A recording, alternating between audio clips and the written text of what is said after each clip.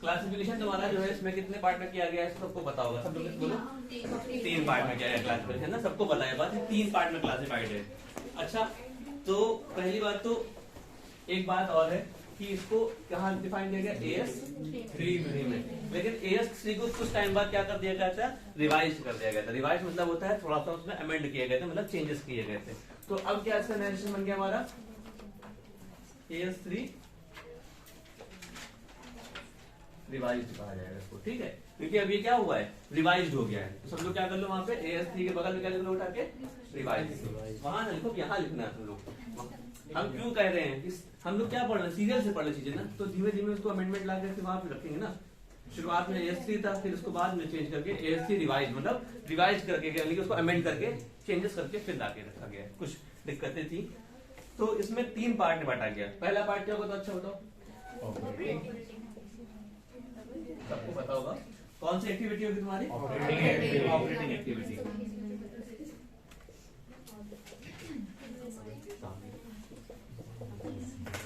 ठीक है, दूसरी कौन सी एक्टिविटी होगी तुम्हारी, इन्वेस्टिंग एक्टिविटी।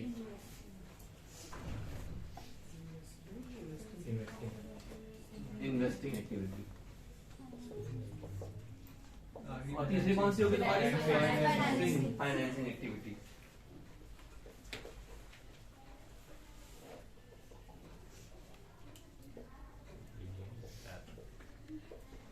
ठीक है, फाइनेंसिंग एक्टिविटी। 3 एक्टिविटी होती है हमारी, ऑपरेटिंग एक्टिविटी, इन्वेस्टिंग एक्टिविटी और फाइनेंसिंग एक्टिविटी होगी। ठीक है, तो यहाँ पे ऑपरेटिंग एक्टिविटी और हाँ एक बात याद रखना, इनको तीनों को क्रम से ही रखना है, 1 2 3। मतलब ये जो है ये कभी आगे पीछे नहीं करते, अपने आप को एक साथ ही रखते हैं। मतलब पहले नंबर पे कौन सा होगा तुम्हारा, दूसरे नंबर पे और तीसरे नंबर पे फाइनेंसिंग। तो 3 एक्टिविटियां तुम्हारी यहाँ पर। ठीक, तो तीनों को अलग अलग ही रखना और एक लाइन में रखना सीरियल में। ठीक है, तो ऑपरेटिंग एक्टिविटी में क्या आता है, तुम सबने पढ़ा है, बताओ ऑपरेटिंग एक्टिविटी क्या आता है। ऑपरेटिंग एक्टिविटी में आता है जिसका ताल्लुक बिजनेस से होता है। तुम लोगों ने अभी ऑपरेटिंग रेशियो निकाला होगा, याद होगा, निकाला था operating ratio, ratio analysis chapter के अंदर operating activity, operating ratio sorry. तो उसमें क्या बताया था कि ऑपरेटिंग इनकम, ऑपरेटिंग एक्सपेंस, ये बोला था ना। तो इसमें क्या करना होता है, जो तुम्हारी नॉन ऑपरेटिंग होती हैं उनको हटाना होता है। नॉन ऑपरेटिंग जैसे तुम्हारी, अच्छा ऑपरेटिंग एक्टिविटी कहा किसको गया तुम्हारा ना, इसको हटाकर बाकी सब नॉन ऑपरेटिंग होगी। ऑपरेटिंग एक्टिविटी में कौन कौन सी एक्टिविटी ऑपरेटिंग होती है, सबसे पहली होती है तुम्हारी है सेल्स। पहले कौन सी तुम्हारी होती है एक्टिविटी, सेल्स। सेल्स तुम्हारी दोनों चीज की हो सकती है, गुड्स की हो सकती है और सर्विस की हो सकती है। ठीक है, ये तुम्हारी ऑपरेटिंग एक्टिविटी है। और बताओ कौन सी एक्टिविटी ऑपरेटिंग मानी जाएगी तुम्हारी, कैश की एक्टिविटी की बात कर रहे हैं, इनकम की बात नहीं कर रहे हैं यहाँ पर। कैश की एक्टिविटी की, पैसे की आने की और पैसे की जाने की बात कर रहे हैं। तो बताओ तुम्हारा और क्या तुम्हारा यहाँ पर,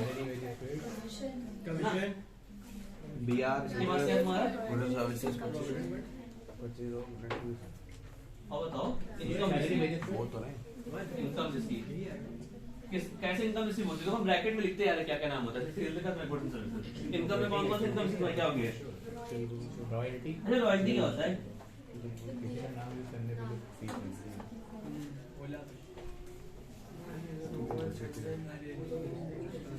रॉयल्टी क्या होती है, रॉयल्टी किसी भी कंपनी की गुडविल यूज करने के जो पैसे देते हैं उनको।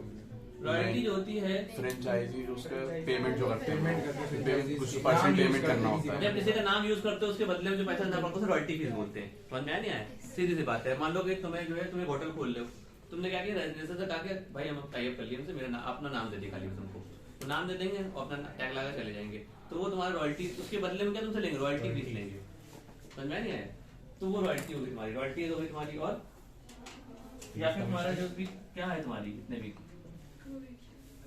कमीशन हो गए तुम्हारे ना, या फिर तुम्हारा क्या हो गया, तुम्हारा कोई भी fees, other revenue,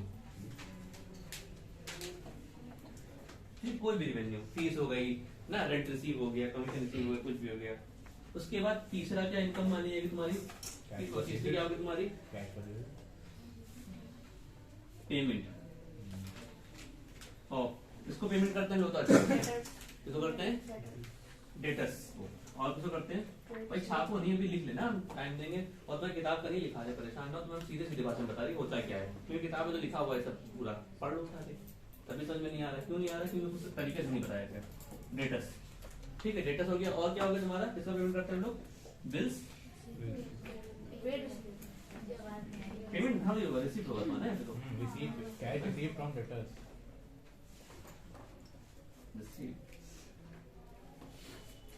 receive from, cash receive from debtors, cash ही तो होता है, चलो कैश ले लो। अच्छा, cash receive from debtors, debts and दिया।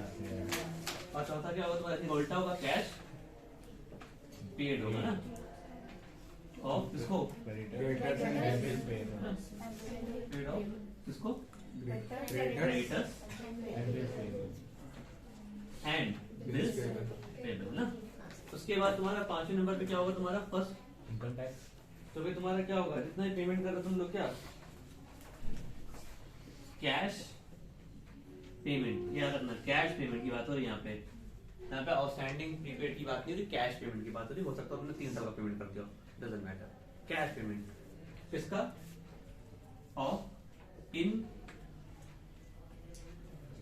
Direct and in direct expenses. सबको इस बारे में तो पता ही होगा, डायरेक्ट एंड डायरेक्ट क्या होता है तुम्हारे। अभी हम लोग रेशियो एनालिसिस पढ़ के आ रहे हैं। ट्रेडिंग के आइटम जितने भी होते हैं सब डायरेक्ट एक्सपेंसेस तुम्हारे। ट्रेडिंग में क्या आता है? वेजेस ना, वेजेस हो गया तुम्हारा। और क्या हो गया? क्या नाम है, इलेक्ट्रिक बिल, पावर हो गया, ठीक है। मैन्युफैक्चरिंग एक्सपेंसेस हो गए तुम्हारे ना, और इलेक्ट्रिसिटी पावर तो हो गया तुम्हारा। और क्या? वही हुआ, इंपोर्ट ड्यूटी हो गई तुम्हारी, कैरेज हो गया ना। और अगर ऑफिस में हो तो क्या खर्चे तुम्हारे होते हैं? सैलरी, रेंट ना, और तुम्हारे कमीशन हो गया तुम्हारा, प्रिंटिंग हो गई ना, पोस्टेज हो गया, सब तुम्हारे क्या है? खर्चे तुम्हारे इंडायरेक्ट खर्चे तुम्हारे, ठीक। उसके बाद तुम्हारा क्या है? उसके बाद 6ठे नंबर पे जो पेमेंट होता है ना, वो होता है तुम्हारा 6ठे नंबर पे टैक्सेस जितने भी तुम्हारे, भले वो इनकम डायरेक्ट टैक्स हो चाहे वो इनडायरेक्ट टैक्स हो, सबका पेमेंट तुम्हारा इसमें ना। टैक्सेस तुम्हारे 2 टाइप के, तुम लोग पता ही होगा ना टैक्सेस। एक होता है तुम्हारा कौन सा? Direct indirect and indirect indirect tax, ठीक है, जो भी हम लोग कर रहे हैं। ये सभी चीजें तुम्हारी क्या होती हैं? कौन सी एक्टिविटी आती है? ऑपरेटिंग एक्टिविटी, ऑपरेटिंग एक्टिविटी में तुम्हारी 1 2 3 4 5 6, इनको छोड़कर जो बचता है तुम्हारी नॉन ऑपरेटिंग होती है तुम्हारी। समझ में आ रही है? जी सर, नोट कर लो। एक एक्सेप्शन भी है, ये मतलब इतनी एक्टिविटी है, ठीक है।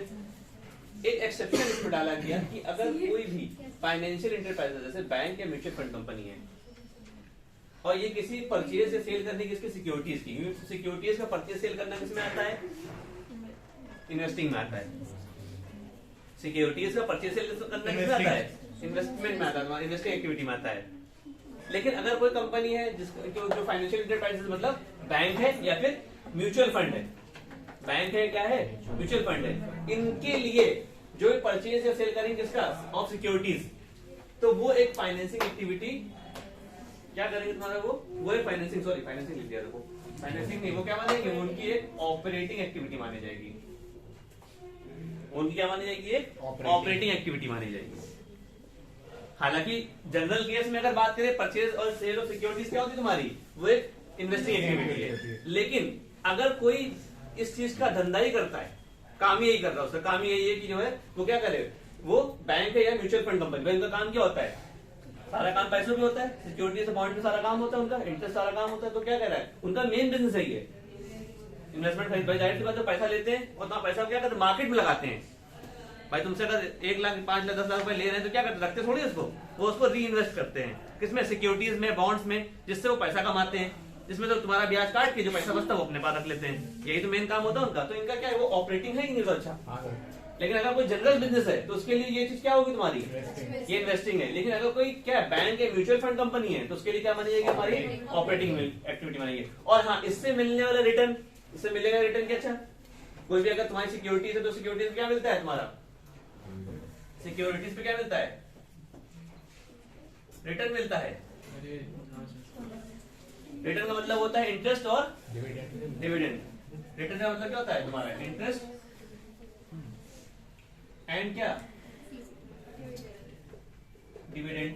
जो भी उससे मिले क्या, जो भी उस पे रिटर्न होगा तुम्हारा, रिटर्न्स, ठीक है तुम्हारी सिक्योरिटीज, ठीक है। जो भी सिक्योरिटीज है, अगर ये सिक्योरिटी है तो उस पे क्या मिलेगा, रिटर्न्स मिलेंगे। और रिटर्न्स किस टाइप में होते हैं, दो टाइप में होते हैं, या तो तुम्हें मिलेगा इंटरेस्ट के फॉर्म में, या तो मिलेगा किस फॉर्म में, डिविडेंड के फॉर्म में। तो वो चीज भी, क्योंकि अगर ऐसा होता तो वो इन्वेस्टिंग एक्टिविटी में जाती, लेकिन ऐसा अगर ये है तो ये क्या मानी जाएगी, ये भी ये क्या मानी जाएगी, ऑपरेटिंग एक्टिविटी मानी जाएगी। समझ में आया नहीं आया? तो कुल मिलाकर परचेज सेल ऑफ सिक्योरिटी भी तुम्हारी ऑपरेटिंग एक्टिविटी है, और उससे मिलने वाला रिटर्न यानी कि इंटरेस्ट और डिविडेंड भी क्या मानेगी तुम्हारी, एक ऑपरेटिंग एक्टिविटी मानेगी। किस केस में, म्यूचुअल फंड और बैंक कंपनी। किस केस में, इन दोनों खाली केस में, मतलब जो कि फाइनेंशियल इंस्टीट्यूशंस है जितने भी हमारे, सुना, financial institutions, bank, mutual fund company जितने भी होते हैं, ये सब तुम्हारे क्या माने जाते हैं, इन सब की जो भी इनकम होती है वो सब तुम्हारी ऑपरेटिंग एक्टिविटी मानी जाती है। भले वो सिक्योरिटीज से आ रही हो, भले वो उसके रिटर्न्स हो यानी कि इंटरेस्ट डिविडेंड हो, सभी क्या माना जाएगा, एक ऑपरेटिंग एक्टिविटी मानी जाएगी। ये इस रूल का एक्सेप्शन है इस पूरे उसका। नॉट जनरल केस में मत करना, सिर्फ किस कंपनी के बारे में बात कर रहे हैं यहाँ पर, फाइनेंशियल फाइनेंशियल इंस्टीट्यूशन के बारे में बात कर रहे हैं, बस नोट कर लो।